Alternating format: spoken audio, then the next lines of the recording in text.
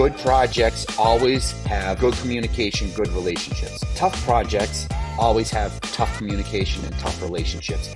Very rarely do you bump into a really difficult technical issue that creates a bad job. Far more often it is personality conflict or bad communication. Hi, everyone, and welcome to Design Development, your hub to learn direct from top performers in real estate development, design, and construction. I'm your host, Renz Hayes, founding partner of H&O, lifelong learner, and I am personally obsessed with high-powered organizations and the leaders that guide them. If this is your first time listening, thank you so much for tuning in. And if you're a returning listener, welcome back. Let's go. We have an exciting episode for you today. My guest is Jim Grossman of Rise Development and Construction. He has such a great story. He's a magnetic personality. He entered construction as a union worker, and he rose all the way to be the COO, the national COO of Suffolk Construction. Like, what a rise that was, what an opportunity.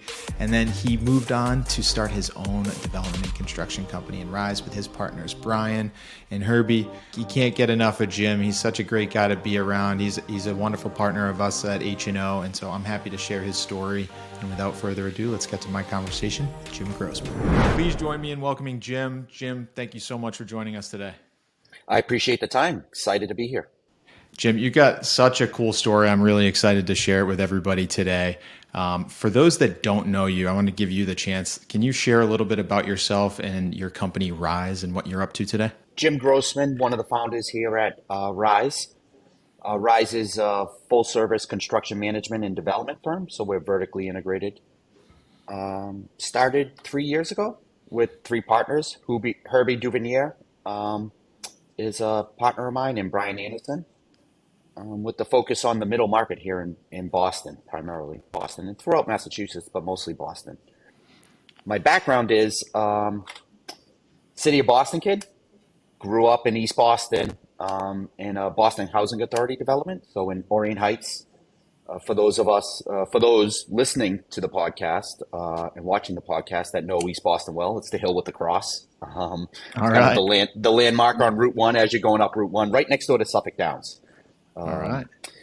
So grew up there in East Boston and spent the vast majority of my career here in Boston.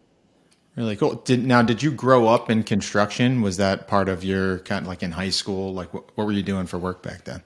Oh, that's a great question. No, my introduction was to construction was at the end of my senior year of high school. So during that time frame, I had worked on job sites over the summer before, pushing a broom or helping, carrying lumber or helping somebody out, but nothing too deep. But my senior year in high school, the housing development I was living in was getting redeveloped. So they were renovating the development, and low-income housing developments rely on HUD funding to either build and or redevelop them. And as part of the HUD funding, they look for what are Section 3 workers. Okay. And Section 3 is an income-based category, so low-income category. And in a union environment like Boston, because they're great middle wage jobs, those are hard to find when you're building these jobs, right? 100%. Best place to look is right in the housing development that you're working on. And so there was an outreach by the New England Carpenters Union that was looking for residents, and I joined the Carpenters Union to work on the housing development that I lived in. Come on, what a story. So you're in the housing development, it's getting redeveloped, and there's this program that invites people into the industry, and that was your introduction. Absolutely. Wow. And so I started, I turned 18 in March of 92. Now I dated myself on this, but I turned 18. And so I was still in school, so I worked afternoons for the superintendent, either checking security or other things. So a couple hours a day. And then when I graduated that summer, I went full-time on site. And we're still getting into sharing your story. I'm in awe because I know some of your story that we're going to share here. So might as well jump in to provide context. So you went from joining construction at the end of high school from this opportunity, and you rose all the way from union, and you ended up being the national COO at Suffolk Construction. Can you tell us a little bit about that journey? Like what a ride that must have been. you gain so many perspectives. Like, what's the perspective that you have of entering the union, working in the union, and then when you get to be like a leader in an operational, like guiding national construction, you have context that other people in that position don't have. Definitely. And so a couple things. I graduated East Boston High School, did really well on my math SATs. So my guidance counselor told me you should take accounting in college. So I worked in the Carpenters Union during the day, went to school nights, and graduated 4 years later and took an accounting job at first, right out of school, for Massport. And I was auditing payroll. And I lasted about 3.5 minutes before I wanted to. 3.5 minutes. So that career was not that long. It just wasn't for me, and I missed that interaction with people. I applaud you for that grit, though. Working full time, going to 4 years of school at night, that's not easy. Not Yeah. everyone can do that. So that And shows a so lot of it was grit. a way to help pay for it. And so realized accounting wasn't great for me, but that had served my career because, understanding the financials of our business is such an important part of what we do. And then took a couple side jobs, and in 1999 started to work for Suffolk Construction. Very And cool. so here's a fun fact. My first job was for EMC, the data storage company out in Franklin, Mass. That's Uh, about right over there. is Well, it really? I'm in Hopkinton. EMC is Okay. like all over here, but Yeah. So two buildings in Franklin, real big manufacturing building, right across yeah. the street, a smaller one. We built that building for, at the time, $16 million. So a pretty big building. They never occupied it. So that's my first job was became storage. It was a manufacturing facility that became storage. Um, but started at Suffolk Construction and worked the next 21 years there. And that career looked just about like I spent the vast majority of the early part of my career on the field side. So field engineer, assistant superintendent, general superintendent, really understanding how these complex projects go together. And a lot of times relying on my background, having worked in the trades. And so understanding this kind of sometimes what happens on a project, this priority or maybe even language gap between the subcontractor base and the workforce that's building for them and the management side. And so being able to relate around productivity tracking, which is incredibly important because that's your risk on the subcontractor side, and balancing that with on the construction management side, the ability to coordinate across 20, 25 or so trades. And so that background served me well. And I really accelerated my career at Suffolk because of that, because I had that background and that ability to understand what the subcontractors needed to put a project together. And that really helped me get into the bigger work at Suffolk. And so my career grew from a $16 million job and at the time, built Manulife in the Seaport, which recently converted to 601 Congress, converted to a lab building, but was an office building for Manulife, Yep. which at the time was one of the biggest jobs ever in Boston at $200 million. So, What an opportunity. And so you really acted as the bridge between the field and the office and the business side of construction because you understood and had perspective in both. absolutely.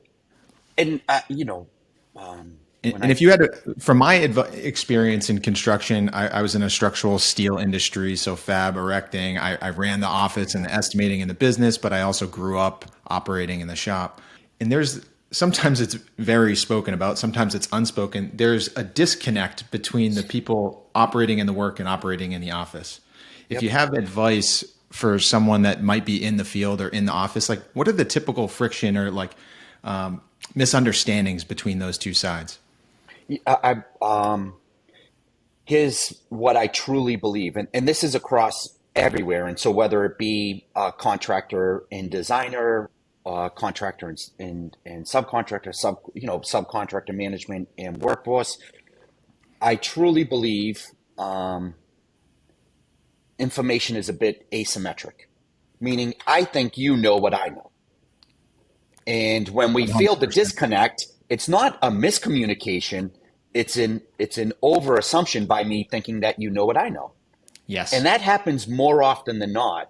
And so I always have approached, and I probably wasn't this articulate about it, but I always took the approach of don't assume somebody knows what you know and engage. And It's great even if advice. it's uncomfortable, that engagement will get you further towards progress than not. And so if I had a bit of advice, know that information is always asymmetric. And That advice is so good. I couldn't agree yep, more. It's like if you lead with curiosity, like there must be yes. something going on that you would tell me to that I have to do this even though I don't understand. Ask the question like, hey, this doesn't seem right to me, but I'm assuming I'm missing something. What am I missing, or what do you know that I don't know? And like how far that goes in just alignment and building relationships is so critical. And showing someone who you are. And so, Renz, you hit it on the nail on the head. The idea of I love that, the idea of starting from curiosity almost feels to people like exposing yourself, and it's not in a bad way. It is actually exposing who you are genuinely, and that's endearing to people, and that creates a better connection than trying to almost shadow that, right, or Yes. hide it. It's a better Something way to do it. something I saw in the trades in my experience is it's a lot of on the job learning. You learn by doing and following somebody else. But the experts, some of the masters, like let's say the people that have been doing it for 20 years, they sometimes don't want to share the secrets because they have the perspective that that's their job security. If they Yeah. teach too many people to do what they do and they're cheaper than them, then they're going to be out of a job. And I would encourage contractors, subcontractors, those businesses to teach their people and to create the safety that you're actually more valuable when you can share your skills with others because it creates opportunity for everybody to do more and achieve together. And it's that information sharing that now reduces that asymmetric nature, and now everyone knows, and that creates a more productive relationship, job site, and that's how, candidly, because it is a business, how we all make money in the business is to break down the barriers around communication, because that's mostly it's. But let me say this: in my career, especially the beginning part of my career at Suffolk Construction, and John Fish, who's the CEO and founder there, great, smartest person I have ever worked with in my career. He would always say, "Very rarely do you run into a technical issue. Wow. Good projects always have good communication, good relationships. Tough projects always have tough communication and tough relationships. Very rarely do you bump into a really difficult technical issue that creates a bad job. It Right. is very, very rare to see that because there's so many smart people involved in a project. Think about on the structural engineering side, the practical knowledge of how to put it together on the subcontracting side, the construction manager, general contractor who's orchestrating it all. There's Hmm. so much expertise that very rarely is it a technical issue. Far more often it is personality conflict Yeah. or bad communication. Information gap, knowledge gap, Absolutely. communication. Right? That whole conversation with the rub between field and office, Yep. like the solution there is the same solution when we collaborate with your team and an architect, a mechanical engineer, and a contractor. It's all communication. It's And all to your point, hoarding that information makes that situation worse. It does. It absolutely does. the worst thing we can think is that we know everything, right? Like the Oh, only reason absolutely. you get on the same page is by asking questions so you can understand each other's perspective. I love your start from curiosity. I'll give you credit, but I'm actually going to start using that a lot. So Do I it. love Start with that. curiosity. Someone, a rising star, they're a really eager professional, recently asked me, he was challenging, if I don't know how do you climb the ranks if you work at a large company, 2,000, 10,000, 20, how do you become noticed? Right? Like you It's can get great. lost super easily. So like, it seems like I don't even know how big Suffolk is, but you really had a rise to a national CEO. That's a very elevated position. So, what were some of the tactics or the strategies, or the opportunities? Like, how did you differentiate yourself to get noticed as you climbed? Well, that's a great question. And so but you tend to get noticed in the construction industry when projects do well. And so as a superintendent, you're kind of tasked with delivering those projects. And when projects do well, you tend to get noticed. And then you start to build your career. And so for me, that was when I was saying the beginning part of my career at Suffolk Hmm. Construction. That's what it was. It was getting noticed around execution out on a job site. And then I had good leadership above me, which started to direct me towards the business side. So you have some operational expertise, and we Yep. see it. You have to jump over to the finance side of it, and that became, I went from a general superintendent into a project executive role, Yes. and became a project executive. And And that gave so you insight to the financials of, say, a massive project like a $200 million deal. You had understanding of the business financial on that side. correct, and I was in that accounting background from college, always gave me that A kind good of, lever. yeah, Four that years found. well spent. How did that change your behavior? Like, do you remember an aha moment? I had a similar experience where I transitioned from an engineering company to my family business, and I got exposure into the financials. It completely changed how I behaved, how I made decisions, how I prioritized. It totally changed everything for me.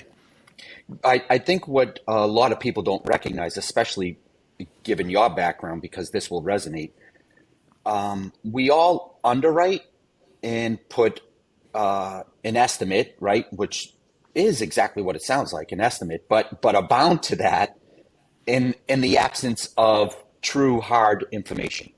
Hmm. So there's a tremendous amount of risk around the financials.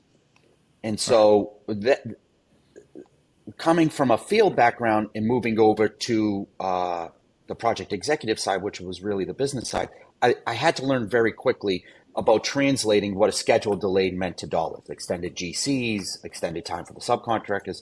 And understanding that now gave me insight into why it's so important to try to plan around those and head it, right? The schedule is not Hmm. this nebulous thing. We've all built our estimate, our cost for doing this job around Yep. that prediction.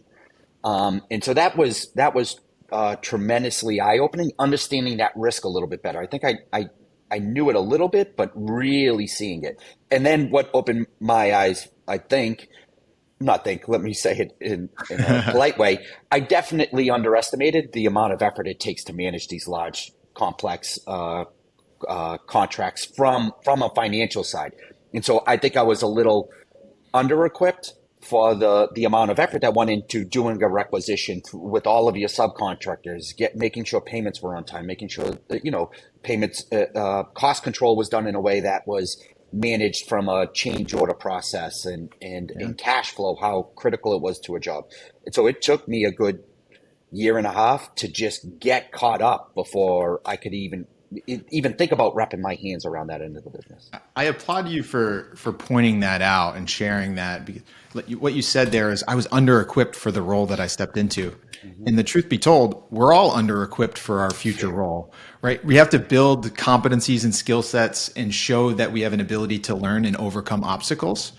And that's what gives us the opportunity, right? Like don't take an opportunity away from yourself just because you feel under equipped. Of course you are. You haven't done it yet, right? But like lean on your strengths and overcome any kind of obstacle by like diving in and figuring it out. Look You're what happened. spot on. And it'll always be that way, to your point. Yeah. So don't I trick honestly see yourself that. in 4 months, I'll be ready. No, you won't. It's the next role, right? Yes, 100%. And that's a good pivot to Rise. So you had this, what I would say is a very high, well respected, sought after position. Now I'm just gonna leave that. I'm gonna go start a development and construction company and Rise. And as we lead into that, the reason I wanted to pivot there is I sense that the entrepreneurial spirit within your company is that you're creating an opportunity for people that are ambitious, willing, accountable to step up and have that experience so that they can accelerate their career. I think that's great. No, it's a great question. So I become a project executive at Suffolk Construction. That leads me to a role running the Northeast region, which leads into a national field operation role and leads into eventually the national chief operating officer. In that time, as I was growing my career, I moved up into those executive ranks, Hmm. and I had a ton of insecurity because I was surrounded by so many smart people. And so I step into this project executive role. I feel like I'm not quite ready. I I feel like I do have some resiliency, and so that's helping me through that process. But now I'm working my way up, and I am surrounded by folks from the Princetons, the Harvards, the Amherst, I am just overwhelmed by the intellect I'm surrounded by. And so I start to have this insecurity around I have to better myself. I start taking executive education at HBS. That case study method really hit home with me. And so I probably, not probably, I've taken about uh, 70 hours or so of classroom time out on that campus, just learning and continuing to learn. And so that really started to help me understand a business better, Yes. a broad overview, definitely our business better, and then helped me get the confidence that, at some point, someday, I could do this for myself. And so that was maybe 2012, 2013, I started that journey. And I wasn't with the intent to go out and start my own company, but that really started to give me the confidence to think like, oh wow, I could make something of this someday. Yeah. For the people that are growing their careers, that's a powerful example. You were just saying, as you rose the ranks and became an executive, you continued to invest in your learning and seeked out like learning to be an executive. Went to HBS, Harvard Business School, to learn this stuff so you could continue to grow. You didn't stop learning because you achieved an executive at a massive corporation. That's like almost when the learning like that, it kicked on, right? It accelerated. We put gas on the fire. You have to. And Have to. today I still do it. And so today I still go back and they're week-long courses, take 4 days off, which is harder these days. But I definitely think it is incredibly important to take yourself out of the everyday rhythm. And so it's not just about reading articles and doing it on your own. I love the idea of taking yourself out of the everyday rhythm and going to someone who teaches and helps people learn for a living. For me, HBS resonates because the case study method. And so I'm back there at least once every other year. Love that. We're going to have a conversation after the fact. I'm a lifelong learner and I haven't dove into those programs. So I think I could even be interested. So I'd love to learn more about it. So Rise, we launched Rise. Let's come into how do we get there? Obviously this education, this exposure, you're learning more about business. You have an interest in doing it yourself. Yep. How do you de-risk launching Rise? So that starts right around 2014, 2015 at Suffolk Construction. I meet Herby. Herby's was a subcontractor at the time. He had a security installation company and was going through Suffolk Construction's subcontractor development series, which is meant for smaller minority and women-owned businesses to come up and be able to build some infrastructure. So I was his sponsor. Great program. I had no clue they even had that program. What an opportunity. Great program. And Herby credits that with a lot of his success. So he had a physical security business that he was turning into, call it security installation business. And so we got to know one another, stay close because I was his sponsor, and started to do some work at the same time. Marty Walsh was running for mayor, and Brian Anderson, our other partner, was head of his finance committee. So that's really how, I had known Brian before that, but that's really how we got to know one another because he was calling us for fundraising. Yes. And so the three of us had all of these, these synergies, and likeness and call it, you get alignment, right? You found a shared value. Shared value around vision. And so we started to talk about, not about a business, about, Brian was in the real estate business, so we started to invest passively with Brian. At the same time at Suffolk Construction, this is now 2017-ish, I'm in a national role, and I'm starting to see, because we're doing a ton of market research, what is happening in these markets. And what happened in every market, especially here in Boston, is capital got deep. So capital was abundant. And Yes. every developer and contractor that was doing what we call middle market, so your average $50 million size project, was now doing $300 million, $250 million, because capital was abundant, and that's where it pulled everyone. It Yeah. pulled everyone up. And I seen this reoccurring here in Created opportunity. Florida, a massive opportunity, and there was this missing middle. And so as we started to get to know one another, 2017, 18, we started to really get serious about it. 2019, I gave my notice, which was about a year's notice, just because I had been there for so long to work Yeah, my way out. that's respectable. Yep. And That's a strong nod to them. and at the same time, we had like the Encore Casino going on, so we had some pretty big projects going on. One Dalton that Yeah, we that was a couldn't sizable project. we couldn't walk away from, and so we built the business with the focus on that middle market, in servicing a portion of the industry that wasn't getting serviced, but to do it in a way that was a little bit different. And so we felt like we wanted to innovate around the business model. The Yeah. business model on the construction management and development side had become very tech heavy. The Okay. industry thought the answer was going to be just technology, which I believed is a portion of, but our bet was on people. Yeah.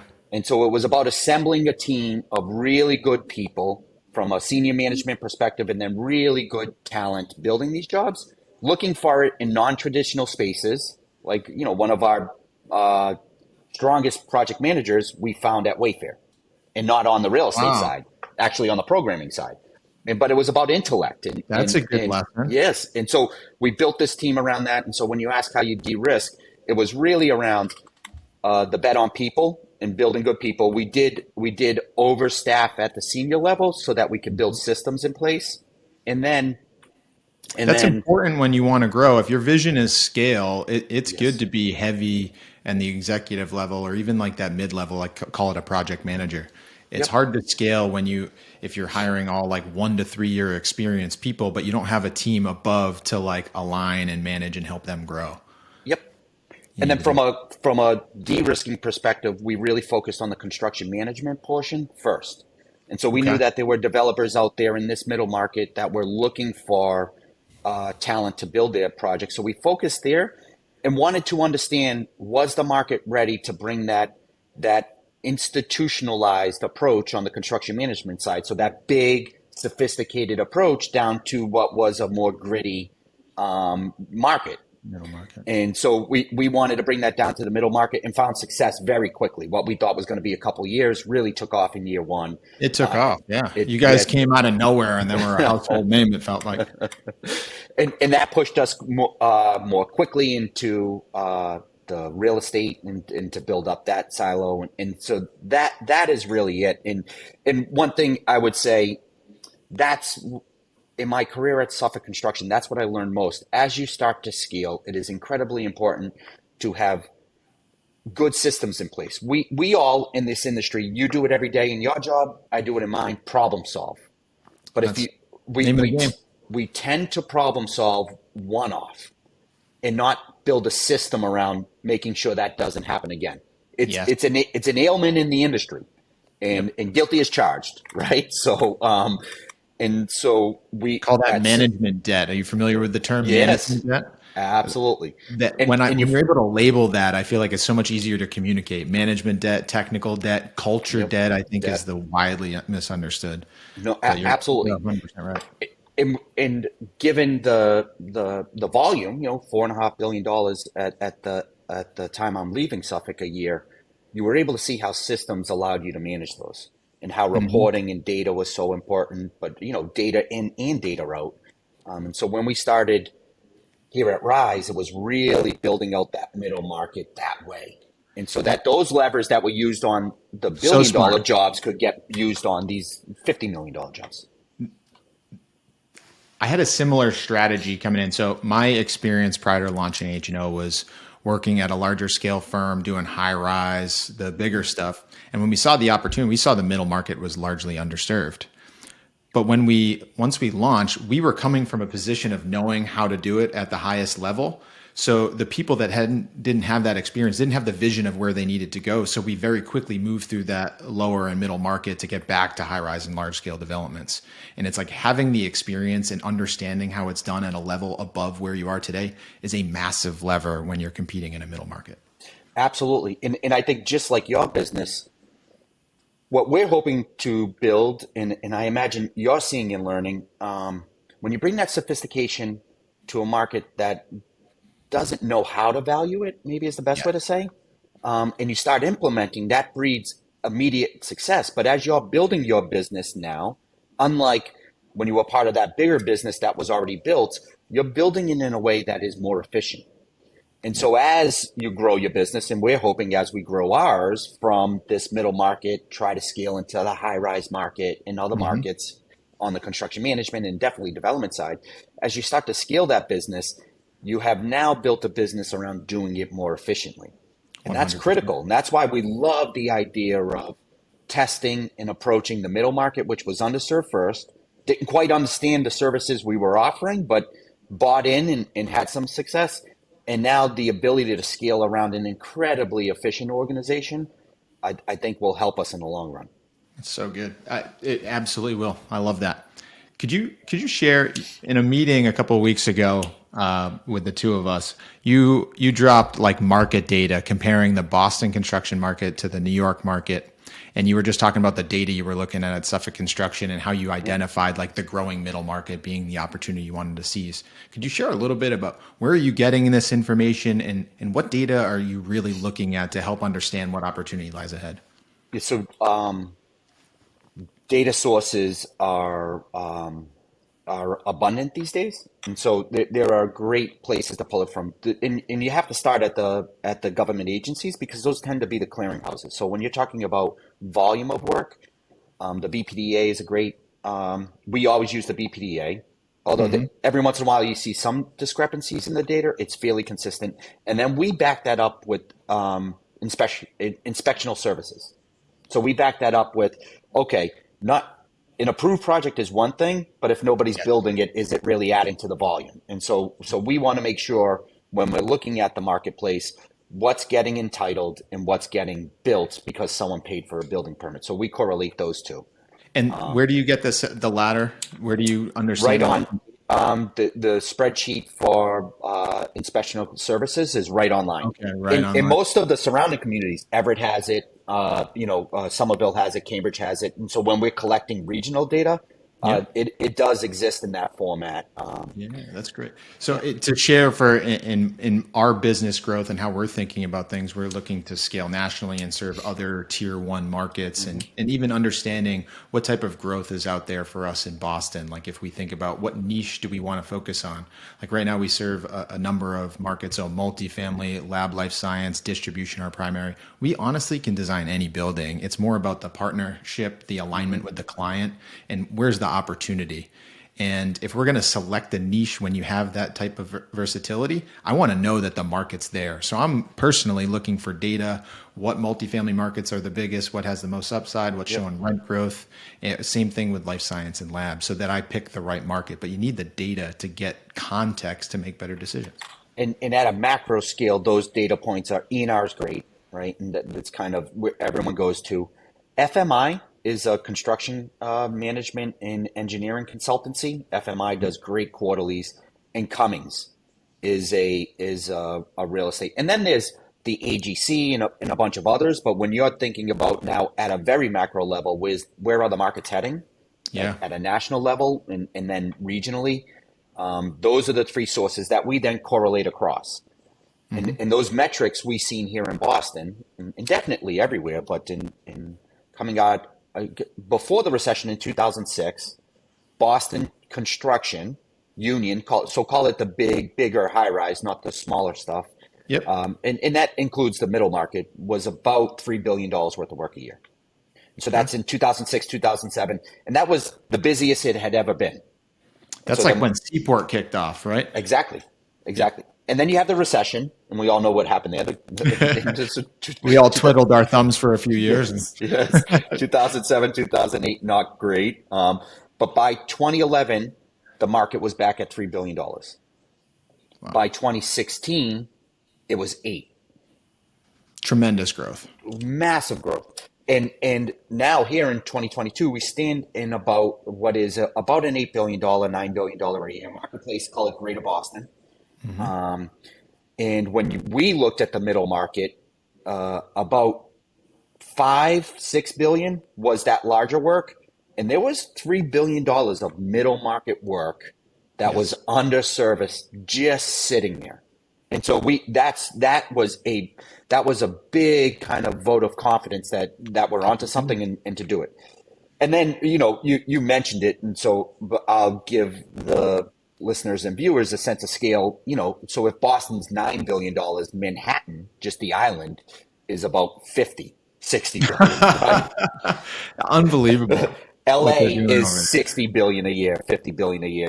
Florida is all totaled Boston's of the about biggest that. small city there is, Yeah, right? that's exactly It's a, right. it's a fun market.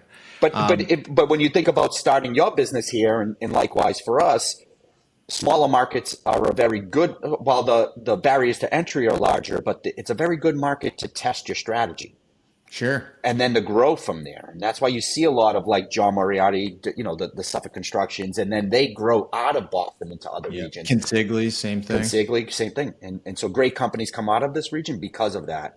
Hopefully, likewise, someday for you and I, That's right. but it's a great spot to start. It's just a matter of time it's happening. I want to take the time, and I'm still improving as a host, but I want to make sure we get to know your partners a little bit too. So you got Brian and Herby. Could you tell us how do you guys split up responsibilities? Like what roles do you guys service in that partnership?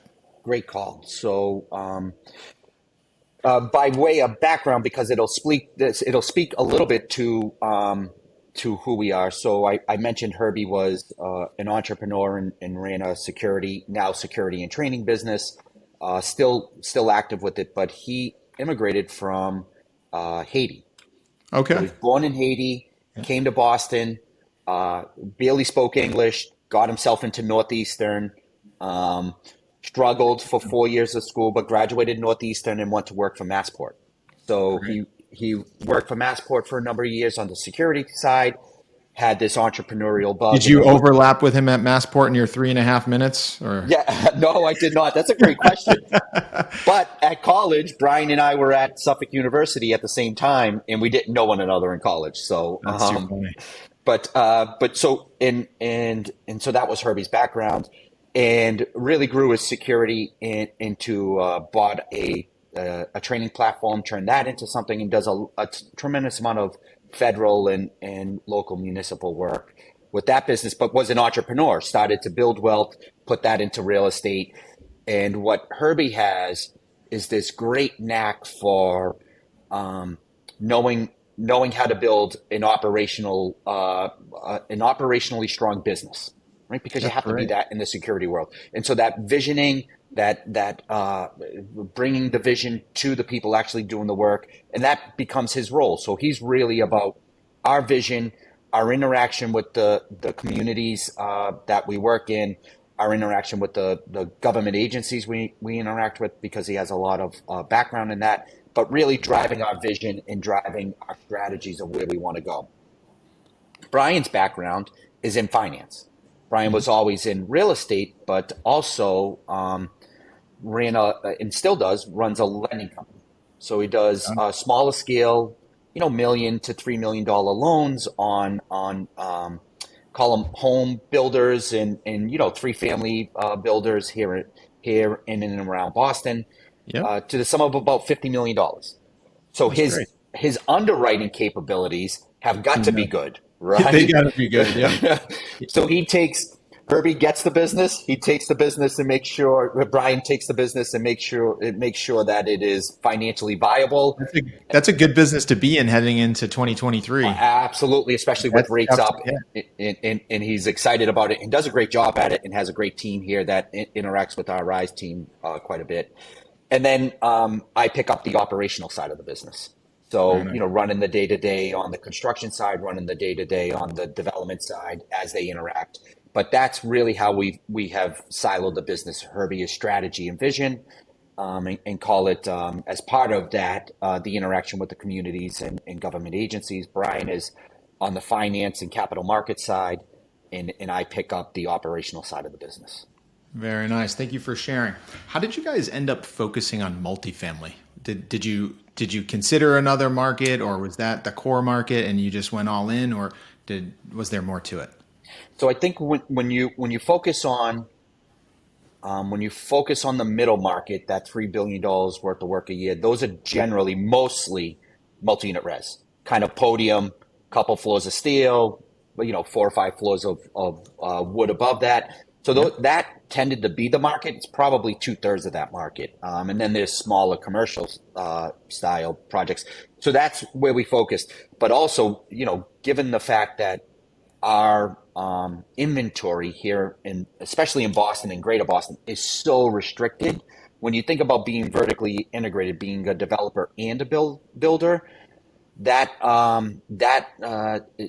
in what is a high barrier to entry, low inventory business is great to break into and have some expertise at, because 100%. it positions you well, and the capital will always hover around a market like Boston because of that. Yeah, it puts a stronghold on the supply demand to almost always make sure the demand is higher than the supply. It's kind of how we Absolutely. currently operate.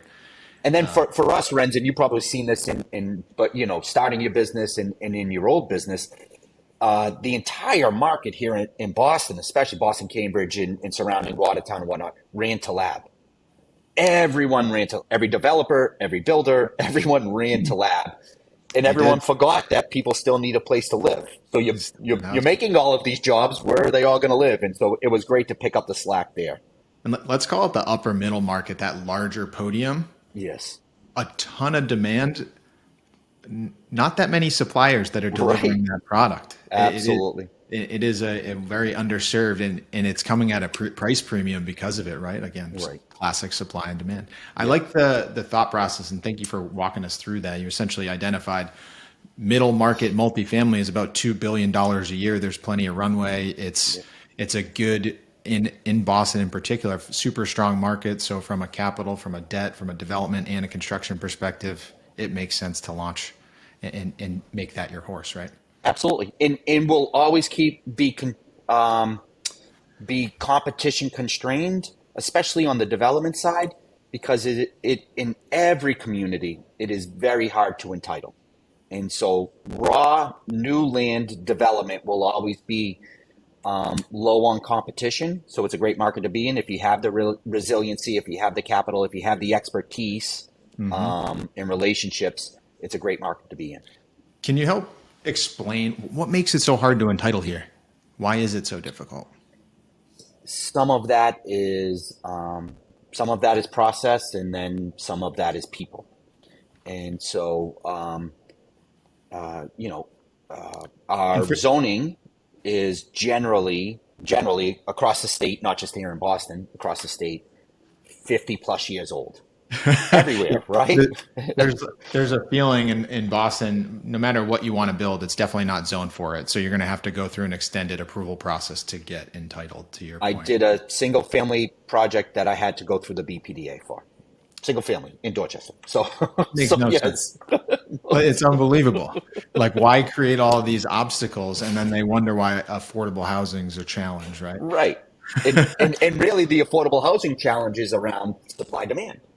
It, it, 100%. it's less, I believe, it's less percentage based and more around just we have a supply demand problem. So our zoning laws, and those are hard to update. And so this is not, I'm not casting an aspersion. Nope. I think they are very hard to update, and they're very hard to predict what the future will hold. So you have to have a process to move around them. And the community has to have an input in that process. We believe in that. They have to have an input. And what happens in our market when you are inexperienced at collaborating with these communities and these Mm-hmm. community groups and the community leadership and the political leadership, when you're inexperienced, it becomes very difficult. And this back to almost like a job site where Yeah. people can't connect around communication and lack of knowing one another and trust. Very analogous in that community process. And so when we built our business, and especially with Herby's expertise, it was built upon engage first. If you want to know if a Yes. project is viable, engage the community and ask. Don't do it under cloak. Go out and be overt about it and talk about it and welcome that negative feedback so you know where you stand very early. Amazing advice. Yeah. Like engage early, get buy-in or Yes. feedback from the community, let them be heard and try to make something that works for everybody. It, And something even you when it's did bad there, news, right? even when it's bad news. Yeah. It Yep. might save you a year and a bunch of Yep. capital. You said something that, and I love that you tied it back to the whole conversation of communication, starting with curiosity. Mhm. Sometimes it can be easy to sit here and be like, why don't they just fix zoning so we can build more houses and fix this affordability issue? If it was that simple, don't you think It they would would have do it? Like, do it. you have to ask, you have to sit here and think, like, I don't think that anyone on that side of the table is a bad person. I just don't understand the obstacles that are in front of them to help create that. Right. So you got to lead with curiosity, ask to understand. And when you understand, you can support them, help them, and even navigate the system a little better. A great data point which speaks right to that. So when there was MIT has the Center for Real Estate, so a graduate Hmm. program around real estate. There's a great thesis that I'll share with you that one of the graduates wrote around comparing Boston's entitlement process to San Francisco's. Okay. In San Francisco, which is an updated zoning process, and looking at community benefits and timeframes. And consistently, over and over again in this thesis, the data is pointing to Boston residents get a better output and developers get a better output than San Francisco had. And that's why San Francisco struggles. So very, very kind of, Wow. it's a great data point because everyone's saying change the zoning and San Francisco thought they did, and they still have a housing crisis. Where Hmm. in Boston, this thesis is very well thought out, very well written, great data in it, showing that Boston's process over and over again produces a better output, both in numbers, meaning community benefits, and contextually around, was the did the community feel better about the process? So that's a little hard to measure, but definitely when people are unhappy, they're happy to share, right? So Yeah. Yeah. so it's great Negative data in feedback you there. get easy. When they're happy, you don't necessarily hear about it. Right, That's right. a great data point. That's interesting to learn. Thank you. Let's talk about, I wanted to highlight one particular thing because I think it's widely misunderstood. You run a development business and a construction business. Cash flow in those businesses isn't necessarily clear. Construction's easy once you have like a book of work that you're flowing. You guys started a new company, but then also real estate development. Your payback in development comes in chunks, right? Mm-hmm. So it's hard to cash flow. Could you help explain to the people that might not have insight into that, like how cash flow works through a real estate development? No, that is a great and so when you look at real estate investment, your institutional investors look at four kind of distinct investment vehicles. Um, a completed project, so a stabilized asset, and we're Hmm. buying that. So you're buying a cash flowing asset. You're That's the looking at idea anyway, right? right, right. You hope. There's value add, and value add is buying what was a cash flowing asset, trying to update it, and then the world we're in is opportunistic, and then there's land. But really, on the development side, those are the three things that you would look at. We're on the opportunistic, which is ground up development, Mhm. unentitled. Cash flow is incredibly important because most of your institutional investors that participate on the build will not participate on the risk profile of entitlement. And so that risk profile, that entitlement is locking up the land and then through the Correct. design and the permitting process, right? And so generally becomes locking up the land, and whether that is a lot of times option payments, so you don't actually buy the land, you buy it at permit and wait for Hmm. that institution or bank It's a to contingent offer. contingent upon, Mhm. or most of the time that deposit and or payment is at risk. And then it is the soft cost to get through entitlement. And when you have a difficult entitlement, those tend to be very expensive. And so that is what the outside world or call it different industries would call venture. So that Yes. that is really kind of like venture money in early. A lot of that is private equity. A lot of I've that is heard family that. office. Yep. Yeah, I've heard that correlation. The ground up new development is more like venture back. Like Yes. it's a higher risk but higher Yeah. return. In our world, we use partnered capital. So Hmm. a big part of Herby, myself, and Brian, and a few folks here invest with us with some of their, call it self-directed IRAs and whatnot. But a lot of that is family office, private Yep. equity, and a lot of the investors we have are non-traditional. So they're in life science, they're in tech, they're in retail, they're in those types of businesses Yes. because they knew venture better than real estate people, right? Yep. And so I remember one of our biggest investors having a discussion with them and explaining it's a little bit risky and here's the risk and I want to be overt and I'm trying to be transparent and honest and he stopped me in the middle, older gentleman, great, very witty, very smart, and said, Jim, I invest in internet companies. I think I understand early risk. I was like, okay, good. We can move past that. You don't have to talk to me about risk. Yeah. This is But my unrisky move, right? that first year and a half, 2 years, to your point, is there's no capital coming in, and Yeah. it is all an investment.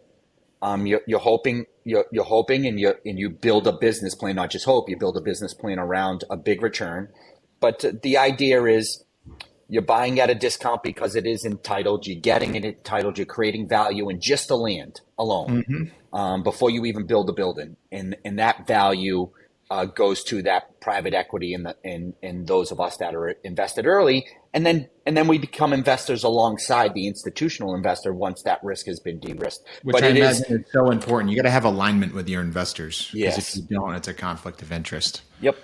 And that is one of those barriers that is the biggest barrier to entry. So we talked a little bit about entitlement is difficult, but really the biggest barrier to entry to ground up development is the ability to have the capital early to go through that process. I love this conversation, but I think we're going to have to wrap it up for people. We're facing economic uncertainty over the next year or so. I think everybody would agree that it's uncertainty out there.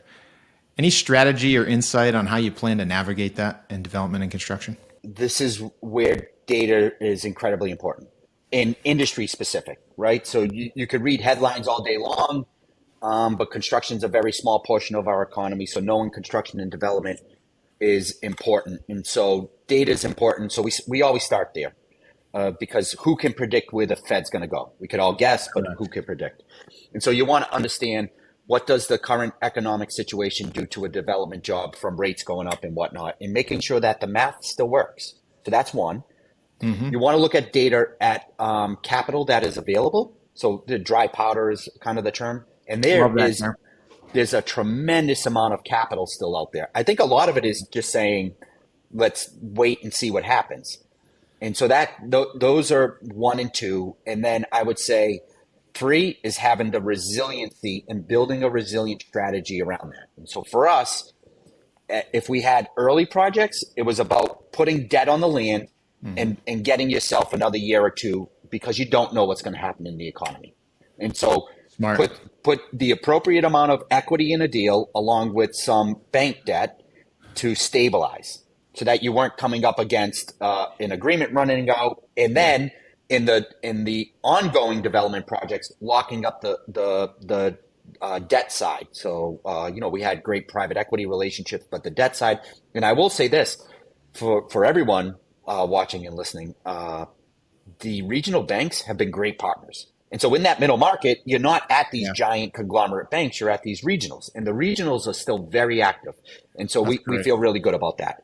And I know we talked a little bit about this last time when we weren't on this, but I'll share a data point with the listeners. One of our private equity investors is in the life science industry. And so a lot of people in our business are asking what's going to happen to the life science industry. So this gentleman is invested with us in a few projects. He is very high level at a life science company that does a lot of testing. So they're early seeing what's happening. And his data point to us was his book of business is booked out to 2025, 2026. And so his point to us was the monetization of this life science technology, these new medicines, is only getting stronger. And so while you read headlines and it's a little scary, but the monetization of that industry is real and will pick back up. And so I feel like that's a great data point, especially regionally, because we're so reliant on these life science companies. So it's a great We spot have to be such a in. big lab, life science. Yeah. And two words you use there is resilient and like the data and the strategy. And I think the data and the strategy is what allows you to be resilient in Yep. times of uncertainty. I just had a post recently in kind of communicating. It's easy when, let's say, your revenue or profit might not be where you want it to be, right? Maybe your margins are less, maybe you lose a little money. But if you have vision on where you're trying to go in 5 years, you're working on enterprise value, improving your company. So maybe it doesn't return a dollar today, but maybe what you're doing in your company and for your people is investing so that they're creating outsized returns in the next 24 to 36 months. And I really just encourage people to think that way. Don't make a short-term error. It's a long game. Think long-term. That is a great, and in my 21 years at Suffolk Construction, we've seen a few recessions. During those recessions, the founder always invested back in. Every time. And every time in 2007, 2008, a heavy investment in technology into the company, and it paid off dividends, and the company just blossomed coming out. And so for us here at Rise, and I'm sure in your business, it's about investing in people. So we're rolling out new training, new deep tools around how they do their jobs, soliciting that feedback, and preparing for what will be another growth period. Hopefully 100%. sooner, but completely aligned with what you just said. So definitely. Love it, Jim. All right. And closing questions, top book or podcast that you'd recommend to somebody? So thank you for sharing that early. But I'm a nut for books. We partnered at the beginning of starting Rise with General McChrystal. So Big fan. the McChrystal Group helped us build our business, and so his. Oh, you hired his business Yep. for consulting. That's amazing. Yep. And so they helped us build out our infrastructure around it. So his Team of Teams is a great book. So if people are reading on the podcast side, I recently stumbled across this app, and it's a little hokey, but it's Pep Talk. It's called, Okay. and so I love it. And there are some great speeches I heard recently, and so and when I read this question, I would love to share. And so a few speeches that I heard that were given years ago, but have a ton of relevance and are just timeless. How to Design Your Life's Blueprint by Dr. King is incredible. And so in being in the construction industry, right? Construction, the blueprint Yes. kind of resonates, but it's a great short, 5 or 6 minute. It's a great speech and is as relevant today as when it was given. Ripple of Hope by Robert Kennedy was a Okay. speech given to volunteers, young volunteers going out for the Red Cross. If you're beginning your career, to listen to that speech and then and see how relevant it is to today is pretty inspiring, very inspiring. And then Pale Blue Dot by Carl Sagan, which an astronomer, incredibly smart, talks a little bit about how important treating our one Earth is, and so those important. and if you had 15 minutes, you could listen to all three of those speeches. I found them on Pep Talk. I just happened to be in a little kind of motivational section, hit it, and it has podcasts, speeches. I'll do that this afternoon. I love the outside the box thinking. That's awesome. Yeah. Those are great.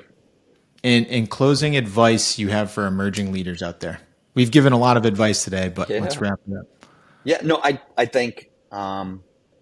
think we said it, and we said it, and I love you start with curiosity, but I think when we're all building our careers and building our lives, you're always thinking about how can you be more like someone else. I think what the people you're leading want is you to be you.